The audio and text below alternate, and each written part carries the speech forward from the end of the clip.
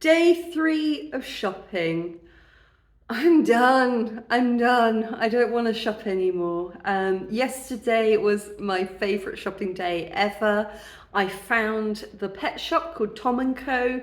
It was just aisles of pet treats. They had stuff for fish, they had stuff for birds, they had stuff for hamsters, for ferrets, for dogs, and for cats. And I blew about 65 quid on cat treats and cat toys because I am really looking forward to seeing my babies again when I get back.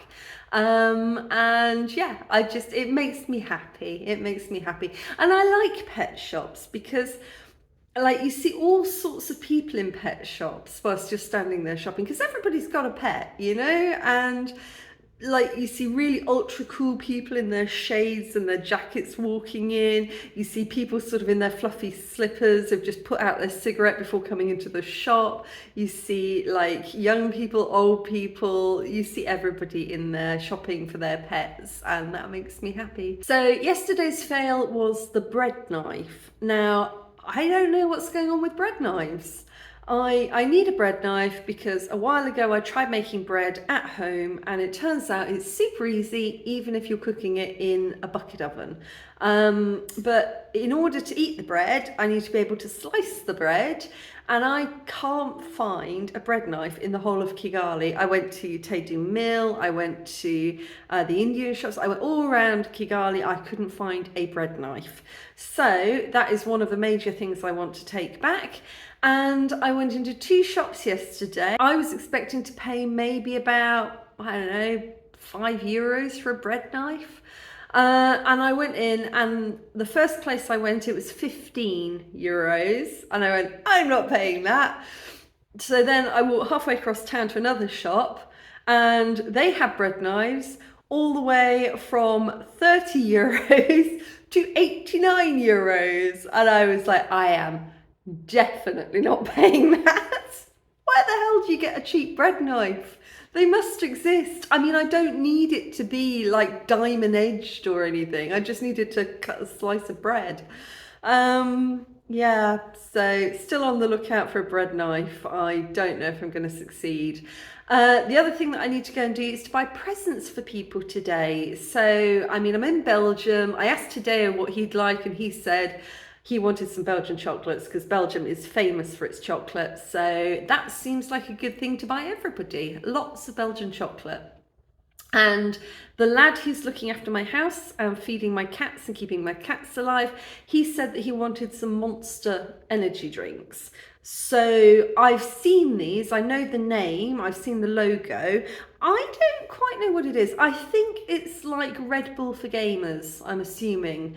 But I did pass a game shop the other day and they had a fridge full of Monster, so I need to go and see if I can find some of that. Yeah, that's pretty much it today. Presents for other people and a bread knife. If Home of Cooking doesn't have a bread knife, nowhere does.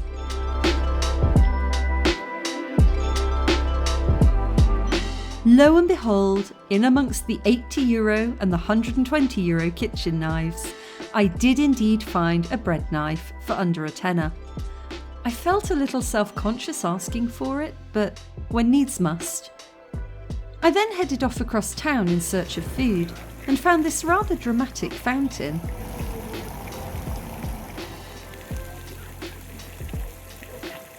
I had a hankering for mussels and found this place called Mer du Nord, the North Sea. It looked busy, so I pulled up a pew. You go inside to order, and you can also get beer and bread. If you're getting mussels, I highly recommend the bread. Honestly, this was absolutely first class. Utterly delicious, and I polished them off way too quickly. I could happily have eaten another tub of those.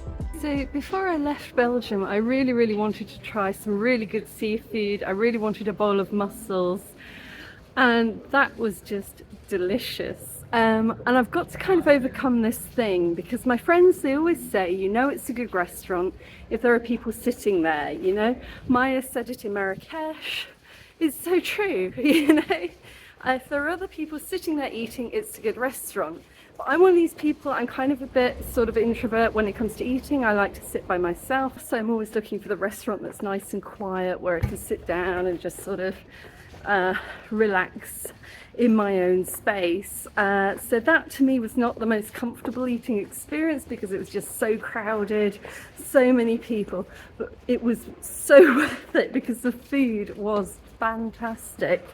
And they gave you bread to mop up the juice with, and I'm not a huge fan of bread, but that was really nice. It was filling, it was flavorful, it had a great texture, so I'm actually pretty full. Hold on a minute. Since when did Oxfam open a vintage clothing outlet? How long has this been a thing? And in which countries? I love these windmills. I kind of feel that if wind farms looked like this, people would have fewer objections. So I walked all over Brussels looking for a plant shop to buy something for Harris and Rob as a thank you for letting me drink all of their gin. Just when I was about to give up, I spotted this cute little bonsai shop called New Leaf. Immediately, I knew I'd found what I didn't know I needed. So how to give water, how we can know it needs water. So touch and feel the soil here every 2 days. So it stay wet, so we don't need to give water today. When the soil is completely dry, the soil must be completely dry, and then take this piece and give the bath here. So until the level of water is here. Oh, completely submerge it. Okay. Leave 2 minutes. Okay. But for a little bit bigger size, 3 minutes. So this you leave 2 minutes in the water. I was absolutely transfixed. It was so hard to decide which one to buy. They were all so beautiful.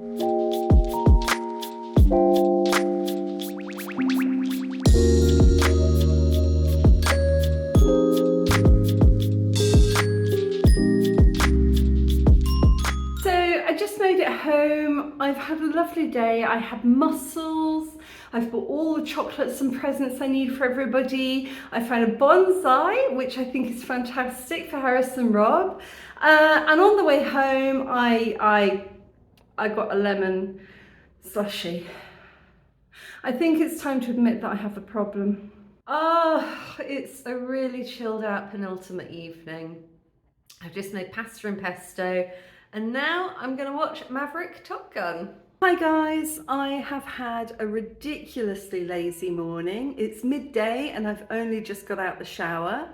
It's my last day in Europe today. I fly back home to Rwanda tomorrow morning and I'm gonna have to get up at an insanely early time because I need to get washed, I need to get dressed, I need to get across town. My flight leaves at 10:30 in the morning. So yeah, tomorrow is gonna be a very, very long day, but I'm looking forward to it. I'm ready. I am ready to go back. I've had a wonderful holiday. I have seen things I've never seen before, been to places I've never been before, eaten things I've never eaten before. You know, I did everything I think I wanted to do on this trip.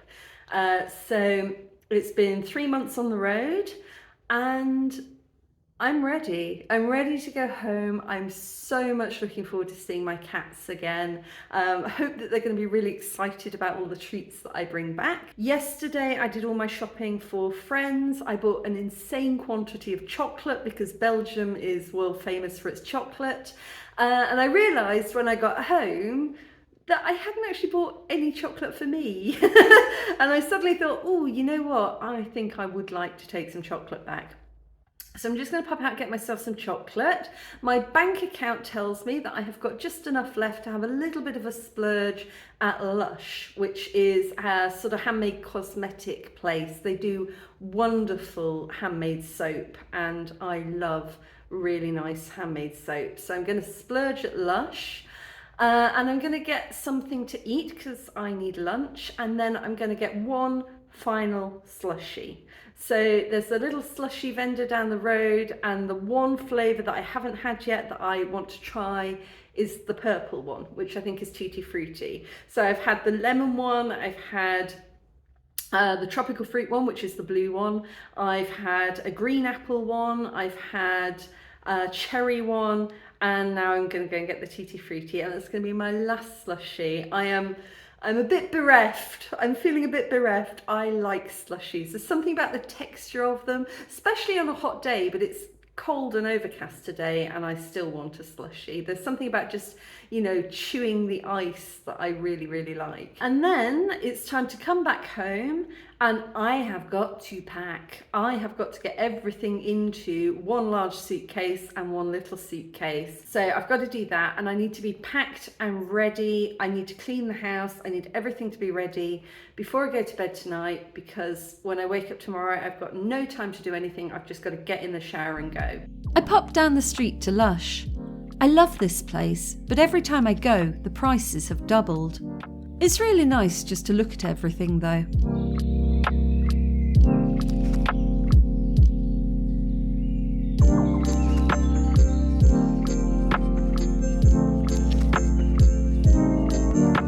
They also sell one of my favourite perfumes.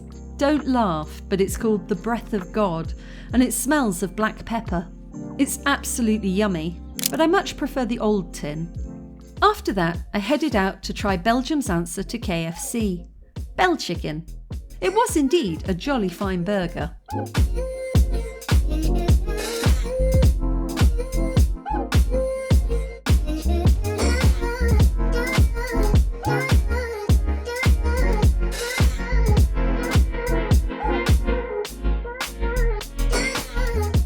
And with the change I had left over, there was only one thing to do. Yep, you guessed it. So I got my purple slushie. I have definitely got a problem. Oh, I am knackered. I literally popped out for 2 minutes, and just as I was going to go and get my purple slushie, I saw another clothes shop. It's called Pull and Bear. Now apparently it was established in 1991, but I never heard of this before. So I just popped in because, you know, last day sort of nervousness and regret at leaving things behind that I should probably buy. And I walked in, and they have some really, really nice clothes. It's really hard to find anything that looks slightly original, anything that, you know, feels weighty in your hand. But these guys, Pull and Bear, they've actually got clothes that have a bit of feel to them. They feel like they've actually been made well. So I'll show you what I got in a minute. I'm just going to sit and have this. I am going to miss these so much. I think, oh, I love slushies. I love slushies. It's just the texture and the cold. It's wonderful. The only regret, or not regret, but suggestion I think I would have is to make them in slightly more adult flavours.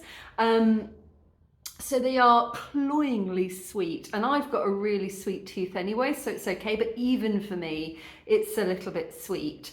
My favourite one I think is the lemon, because that's almost sort of an adult flavour, but it is, in Europe it tastes like lemon sherbet, so those hard-boiled sweets that you get, so it doesn't really taste like proper lemons. But I think, where was I when I had it? I think I was in Chefchaouen in Morocco. I found a guy who had a little slushy machine, and it was a proper lemon one. It was made out of actual lemons, and it tasted like lemons, and it was divine. It was my favourite slushie that I've had. So I really like these. I've been through every flavour. This is the last flavour, the purple one.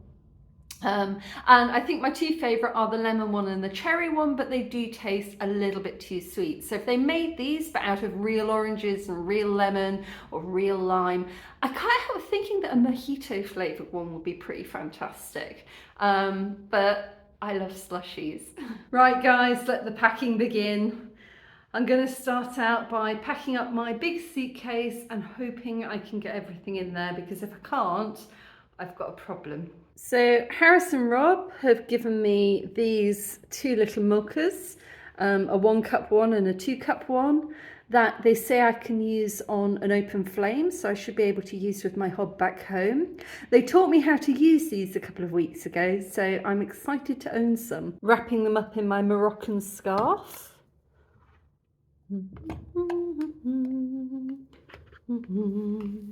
I also managed to find Monster Energy drinks for my cat sitter, and my suitcase is perfectly adapted for carrying these. Okay, making sure all of the chocolate fits in the case, because chocolate is the most important thing. Oh. Okay.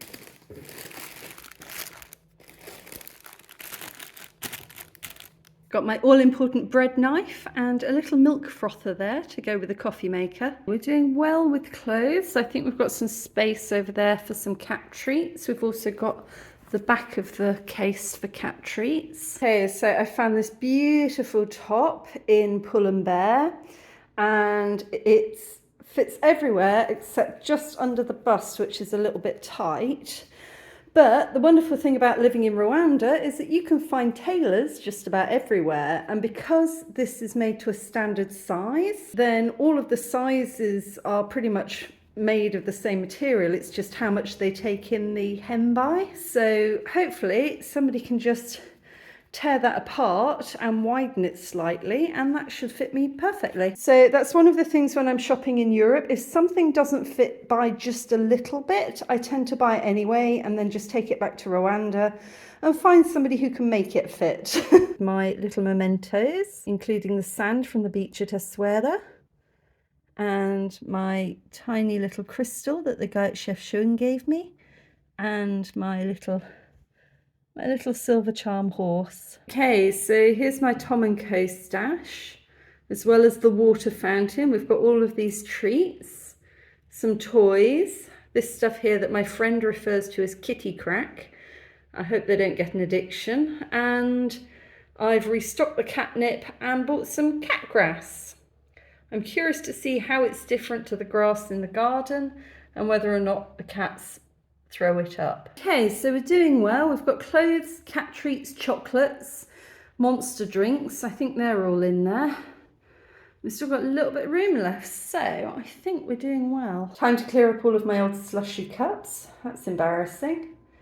Need to go into rehab when I get back. Okay, so we've got some cheap cosmetic-y things over here, cheap hairbrushes, things to put cosmetics in, eye pencil sharpener. And then these are my expensive cosmetics. This is what I splurged on at Lush, and I will show you those when I get to Kigali because I don't want to unwrap them all now. Okay guys, that's almost everything packed. Anything containing liquid is going in there, my entire wash bag, so that I don't have to deal with liquids at the airport. And then I'm only allowed to take one carry-on bag, so this should be able to contain my laptop and my backpack, which I should be able to get in there. And then I can take my backpack out once I get on the plane because that's got my phone, so music, audio books and things in it. And I got all my clothes laid out for tomorrow, so the moment that I've had a shower, I can just throw on my clothes and go. Okay, so I'm feeling on top of everything. I think I've got everything packed. I'm feeling way more ready to go back than I felt ready to leave. If you saw my video the day that I left,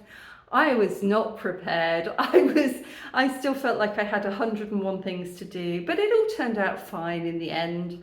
I'm feeling much more ready to go back now.